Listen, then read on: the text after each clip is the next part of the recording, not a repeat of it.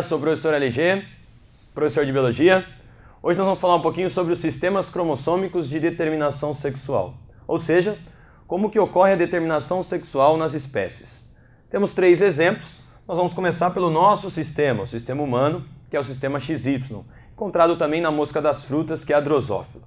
Olha só, no sistema cromossômico XY, nós temos presença de 46 cromossomos na espécie humana, sendo que dos 46 cromossomos, nós temos 44 cromossomos são autossomos, definem as características genéticas de quase todo o corpo.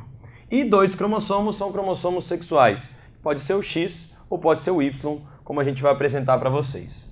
Aí nós temos 2 tipos de indivíduos. Temos o indivíduo feminino e temos o masculino, ou seja, temos 2 tipos de genótipos diferentes. Na mulher, nós temos 44 cromossomos autossomos e os cromossomos sexuais, os 2 sexuais, serão XX.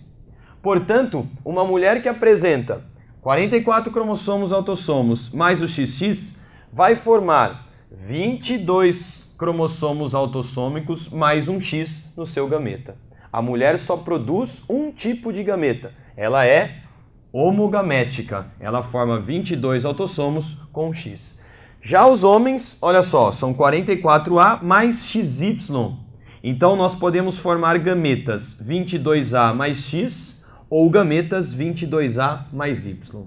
O homem no sistema XY é heterogamético. O que significa isso? Nós produzimos gametas diferentes. Portanto, aquele indivíduo que produz o gameta diferente é quem vai determinar o sexo da prole, dos filhos. Porque, por exemplo, se este homem ele doar o espermatozoide 22A mais X e fecundar o óvulo 22A mais X, o casal terá uma menina. Se ele doar o espermatozoide 22A mais Y e fecundar o óvulo 22A mais X, o casal vai ter um menino. Portanto, o homem heterogamético, ele quem define o sexo na prole, nos filhos. Existem outros tipos de sistemas, como o sistema X0. 0 é a ausência do outro cromossomo sexual. É o exemplo que nós temos gafanhotos. Gafanhoto, diferente do indivíduo humano, ele tem 8 cromossomos. Aí nós temos o feminino, 6A mais XX. Ele vai poder formar gametas, a fêmea, 3A mais X. No masculino, nós temos 6A mais X0, ausência do cromossomo sexual. Portanto, ele vai poder formar 2 tipos de gametas, 3A mais X ou então 3A, porque não tem o outro cromossomo sexual. Da mesma forma que nós vimos aqui nesse exemplo, aqui a gente tem a mesma coisa. Se o macho doar 3A mais X e fecundar esse óvulo, será uma fêmea. Se o macho doar o 3A sem o outro cromossomo sexual, vai fecundar 3A mais X e vai ser um macho com ausência do outro cromossomo. Muito bem, portanto, é o macho quem determina também o sexo na prole. Muito bem, no sistema ZW, que é o sistema das aves, nós temos uma inversão. A fêmea é quem vai determinar o sexo, porque ela que vai ser heterogamética. Olha só o exemplo. A fêmea tem os cromossomos sexuais ZW. Portanto, ela pode formar gameta com o Z e gameta com o W.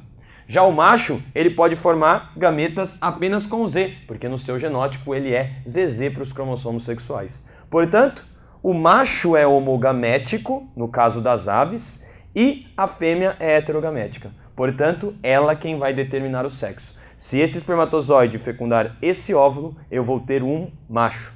Se esse espermatozoide fecundar esse óvulo, eu vou ter uma fêmea, mostrando que é um caso invertido. Na natureza a gente tem casos também diferentes, como por exemplo o caso das abelhas, que é 2NN, em que a determinação sexual parte também por um caso de partenogênese no macho e também parte muitas vezes por um caso de tipo de alimentação.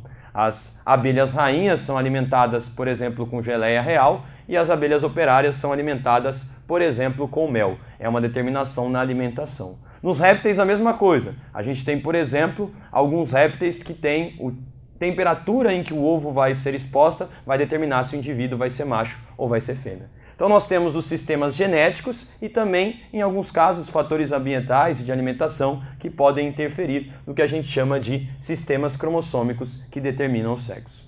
Valeu, galera! Até a próxima!